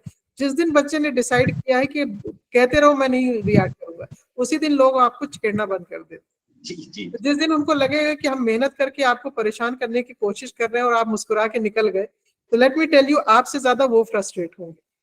और ये चीज आप आजमा के देख लीजिएगा, क्योंकि आप मेरे क्वेश्चन है, आप यस मैम, जैसे एक बहुत बड़ा इशू है देखा जाए तो, but in India I think people are less aware about the mental health issues, and as I have seen so many like in movies and कहीं काफी बात भी की है जैसे फॉरेन फ्रेंड्स से, वहां पर एक काउंसलिंग क्लासेस चलती है, and people are really less aware कि चाहे वर्क प्लेस हो चाहे उनका कोई भी जगह हो, लेकिन वो उनको यही नहीं पता कि वो उनकी ट्रबल क्या है। जनरली वो उनको फिजिकल हेल्थ में ले जाते हैं, जबकि उनको मेंटल हेल्थ बहुत प्रॉब्लम कर रही होती है, चाहे फैमिली हो चाहे फ्रेंड्स हो, और कई बार इंसान इतना जूझ रहा होता है कि कोई इसको सिचुएशन को समझने के लिए तैयार नहीं है। तो मेरा क्वेश्चन ये है कि क्या इस तरह की काउंसलिंग क्लासेस हमारे इंडिया में भी अवेलेबल है, और मुझे लगता है कि शायद ऐसा होना भी चाहिए। What do you take on it? नहीं, that's a good question, and I am happy कि जो पैंडेमिक अभी आया था ना, तो हमें उस पैंडेमिक को एक हेल्थ इशू मान के हमने डील किया था, बट उसी के पैरेलल में मेंटल हेल्थ इश्यूज भी इतने बढ़ गए हैं। तो मुझे लगता है कि एटलीस्ट एज अ साइकोलॉजिस्ट मुझे लगता है कि पैंडेमिक का एक प्लस पॉइंट ये था कि उसने मेंटल हेल्थ इश्यूज को एक तरह से सेंटर स्टेज पे ले आके खड़ा कर दिया, बिकॉज हर इंसान ने कहीं ना कहीं मेंटल इश्यूज फेस किए हैं, मेंटल प्रॉब्लम्स। तो अब थोड़ा सा वो जो हिचक थी या जो इनहिबिशंस थे वो कम हुए हैं, एंड पैंडेमिक के बाद जो चीज अच्छी हुई है कि लोगों ने काउंसलिंग जो फैसिलिटी अवेलेबल होती है उसके लिए थोड़ा सेंसिटिविटी लोगों में आई है। So yes, I think every school has, इसीलिए आपने देखा होगा यूजीसी ने पहले ही मैंडेटरी कर रखा था कि every school should have a counsellor. वो अलग बात है कि इम्प्लीमेंटेशन में थोड़ा प्रॉब्लम दिखाई दे रही है। Every university has a counselling centre, because schools में बच्चों को बहुत इमोशनल प्रॉब्लम्स होती है, एक तो उनकी एकेडमिक से रिलेटेड प्रॉब्लम होती है, एक इमोशनल प्रॉब्लम्स होती है। So emotional, yes, so there is a sensitivity which is building up, and government ने like देर से सही एक मेंटल हेल्थ बिल भी पास किया है। सो नाउ दे रियलाइज कि अगर हम फिर मेंटल हेल्थ को नहीं मैनेज करेंगे तो चाहे जितने स्टेट ऑफ द आर्ट हम हॉस्पिटल्स बना दें, उसका बहुत ज्यादा इम्पैक्ट नहीं आने वाला है। आपने घरों में देखा होगा कि आप चाहे बेस्ट डॉक्टर से दवा लेके आए, भी बहुत कभी कभी अच्छी नहीं होती, स्पेशली एल्डरली पीपल में, बिकॉज कहीं ना कहीं वो आइसोलेशन फील करते हैं, वो हेल्पलेस फील कर रहे हैं because they have live a very active life. So उसकी वजह से जब तक आप मेंटल हेल्थ को नहीं टैकल करेंगे, because both of them are very closely related to each other. So yes, health is very नमस्ते इम्पोर्टेंट। मैम, मेरा एक अनुभव है जो मैं बताना चाहती हूँ मैम। जी जी बोलिए। हेलो, नमस्ते मैम, मेरा नाम रंजू सिंह है, एसबीडी पीजी कॉलेज धामपुर से हूँ। मैम ये जो मेंटल हेल्थ ये प्रोग्राम चल रहा है, तो मैं अपना एक अनुभव बताना चाहती हूँ कि लगभग 7-8 साल हो गए मेरे भाई के मतलब सर में बहुत दर्द होता था, उसको रात भर नींद नहीं आती थी। तो उसने सारे प्रयागराज और लखनऊ सारे जितने न्यूरो और जो आँख दिखाना, चश्मा लगवाना, सब कुछ कर लिया, पर कभी मेंटल हेल्थ की तरफ उसने सोचा नहीं। मैं उस टाइम केजीएमयू में अपना कोई ट्रीटमेंट करवा रही थी, तो वहां मैं जाती थी। मैंने उसको कहा कि चलो मैं तुम्हें दिखाती हूँ एक बार यहाँ। पहले तो मेरा पूरा घर खिलाफ हो गया कि वहां तो पागल जाते हैं, वहां कौन जाएगा। तो किसी ने मेरी बात नहीं सुनी। फिर मैंने उसको कहा अच्छा जाओ तुम अपना नंबर लगवा के आओ, फिर मैं चलती हूँ तुमको दिखवाने। मैं वहां गई तो वो फिर लौट आया। उसने कहा नहीं दीदी वहां तो सब पागल हैं, ऐसे बोल रहे हैं, हंस रहे हैं, मैं वहां नहीं जाऊंगा। लेकिन फिर मैं उसको बाद में लेके गई। मैंने उस डॉक्टर से कहा मैम उसको ये प्रॉब्लम है, पूरी रात जगता है और कोई नशा भी नहीं करता, ऐसी कोई उसकी एज भी नहीं, कोई ऐसा टेंशन भी नहीं है। तो उन्होंने कहा ठीक है। मैंने कहा बस इसको ये बता दीजिए कल मैं न्यूरो को दिखाऊं या यहाँ पे सेक्रेटरी डिपार्टमेंट आऊं। तो उन्होंने कहा नहीं कल आप लेके आइए। और मैम जो ये है दवा का साइड इफेक्ट या दवा ये सब, मैंने जिस दिन उसको दिखाया उन्होंने 15 दिन बाद उसको बुलाया था। एक दवा दी थी कि जब आप सर में दर्द होगा तब आपको खाना है। उन्होंने 2 दवा दी थी मैम। 8 साल लगभग हो गए, उसने कभी दोबारा सर दर्द की दवाई नहीं खाई और आज तक उसको कभी ये प्रॉब्लम नहीं हुई। सिर्फ एक काउंसलिंग से वो ठीक हो गया, आज तक वो कभी वो प्रॉब्लम नहीं हुई। तो अभी ये अवेयरनेस बहुत ज्यादा जरूरी है हमारे घरों में ही, कि हम पहले तो हम उनको ये बताएं कि वो भी ऐसे हमारे हेल्थ का पार्ट है, वहाँ पागल नहीं जाते, वहाँ नॉर्मल लोग भी जाते हैं और ये प्रॉब्लम बहुत ये कॉमन है। स्टीरियोटाइप्स हैं, इसी वजह से लोग अपने को खींच लेते हैं। ये समथिंग कॉल्ड साइकोसोमैटिक डिजीजेस, वो जो आप बता रही हो वही चीज है। उसका जो कॉज होता है वो साइकोलॉजिकल होता है, पर और मैम सिम्टम्स इतना एकदम सस्ता इलाज फिजियोलॉजिकल। है, जितना और सारे इलाज हम करवाते हैं मेंटल हेल्थ का, उसकी दवा भी इतनी सस्ती थी कि 100-200 रुपए से ज्यादा महंगी वो दवा भी नहीं थी, कोई महंगी दवा भी नहीं थी। और हम और सारी दवा करते हैं तो साइड इफेक्ट का नहीं सोचते। मेंटल हेल्थ वैसे इतनी प्रॉब्लम है, इसके लिए हम इतना सोचते हैं कि दवा का साइड इफेक्ट मेंटल होगा हेल्थ के या कुछ बारे में होगा। अवेयरनेस नहीं ना, इसलिए लोग उसमें इस तरह के धारणाएं बनी हुई है समाज में। अब धीरे धीरे टूट गई है, बट होपफुली थोड़ा टाइम लगेगा। But now people are getting aware of mental health. ये एक बहुत अहम है। और जो अभी 10th को जो मेंटल हेल्थ डे है, वहां तो स्लोगन ही दिया गया है, mental health is a human right, it's my right to be mentally health. So ये नहीं है कि जी can this be the last My from Kilikamanji Bhagwan University. जी जी But my question is, we are all the teacher and main focus I have to publish the paper and journal in the journal. जी जी। और lots of engagement in college. It may daily exam 3 or 4 hours I have engaged in exam and unable to publish the paper. So I am stressed in this regard. So how can I manage it? वो stress भी हम लोग ने अपने लिए बनाया हुआ है। आप अगर पुराने प्रोफेसर्स को देखेंगे तो वो कभी उनमें इतनी जल्दी नहीं रहती कि जल्दी से मैं एसोसिएट बन जाऊं, जल्दी से मैं प्रोफेसर बन जाऊं। वो तो मैं टाइम आएगा तभी बनूंगा, लेकिन वो एलिजिबिलिटी टाइम का मतलब नहीं है। नहीं, आप सुनिए तो मेरी बात। टाइम का मतलब ये है कि 8 साल अगर मिनिमम है तो मिनिमम की में मिनिमम बन जाना चाहते हैं। अगर मान लीजिए अगर आप नहीं मैनेज कर पा रहे हैं तो ऐसे कोई हाय तौबा नहीं है कि जान पे बन के अगर बन भी गए प्रोफेसर तो कौन सा बोला तीर मार लिया, यू नो। सो अगर आप अपने प्रोसेस में जाएंगे और एंजॉय करके अपने जॉब को एंजॉय करेंगे तो प्रोफेसरशिप भी आप एंजॉय कर पाएंगे। बट मैंने अब देखा है कि जहाँ इनिशिएशन होता है वहीं से लोग कैलकुलेशन शुरू होता है। 4 साल में ये मिलना चाहिए, 8 साल में वो मिलना चाहिए, 15 साल में ये मिलना चाहिए। वो आपके लिए एक सहूलियत हो गई है, करियर एडवांसमेंट में हर इंसान बनी जाता है। So it's not a big deal to become a professor और एसोसिएट। मेरा ये नजरिया है, आपका शायद मुझसे इत्तेफाक ना रखता हो। बट अगर आप अपने पुराने प्रोफेसर्स को देखेंगे तो आपके डिपार्टमेंट में एक एक प्रोफेसर होता था और इतना रिस्पेक्ट उसको मिलती थी। आजकल हम इतना अपने आप को ही बनाने में लगे हुए हैं कि शायद हम अपने प्रोफेशन की तरफ वो जिम्मेदारी नहीं उठा पा रहे। तो आपका जो स्ट्रेस मैं समझ सकती हूँ कि आपको लग रहा है कि जी जी एक्सक्यूज मी मैम, मेरा पर्सनल क्वेश्चन है। जी जी बोलिए। मैम डॉक्टर रुमाना, बोलिए। PG department Utkal university. Ma'am मेरा ये सवाल है कि आजकल हम लोग एक प्रॉब्लम से मतलब उलझ रहे हैं कि ओवर थिंकिंग। तो ओवर थिंकिंग के चक्कर में मैम हम लोग आज को जीना भूल जाते हैं, कल के चक्कर में कल क्या होगा। तो मैम इस सिचुएशन से कैसे हम बाहर निकल के आए? उसका एक बहुत अच्छा सा तरीका है, लाइक टेक्निक है माइंडफुलनेस की टेक्निक। माइंडफुलनेस की टेक्निक समझाने का बहुत आसान सा तरीका है। फॉर एग्जांपल जब आप अपने डाइनिंग टेबल पर बैठ के खाना खाते हैं ना, कितने लोगों को वो स्वाद का एहसास होता है। हम इतनी जल्दी जल्दी खाते हैं, इसी तरह से लाइफ भी हम जीते हैं, हमें पता ही नहीं होता कि हम कर क्या रहे हैं और हम बस उसको माइंडलेसली करते रहते हैं। सो ना हम आज अपना सही से एंजॉय कर पा रहे हैं, ना अपना कल एंजॉय कर पाएंगे। तो उसी जब उसमें हम उलझ जाते हैं ना, तो हमारे लिए प्रॉब्लम हो जाती है। So try to be very conscious of what you are doing, what you are saying and how you are responding. So उसमें आप एक तरह से आपको एक breathing space मिल जाता है ना। आप अपना आज भी enjoy करिएगा, because जिस तरह से लाइफ इतनी अनसर्टन हो रही है, हमको पता ही नहीं है कल हम रहेंगे कि नहीं रहेंगे। तो कल की तैयारी में हम अपना आज क्यों बर्बाद करें। So try to be as mindful as possible and then you'll start enjoying your today. Because आज अच्छा रहेगा तो वही मेरा बेस बनेगा कल के लिए। ठीक है, आज ही मेरा बिगड़ा रहेगा तो वो कहते हैं ना, नींव ही गलत पड़ गई तो आप चाहे घर में जितना मेहनत करते रहे उसकी सजावट में, वो नींव ही गड़बड़ा गई। सो इमोशनल नींव अगर बिगड़ गई है तो फिर आप चाहे जितना कल के लिए मेहनत करें और सब चीज हासिल करें, you will not be able to enjoy. So you have to enjoy the moment. Thank you ma'am. Ma'am मेरा पर्सनल क्वेश्चन है, मैम सॉल्व कीजिएगा।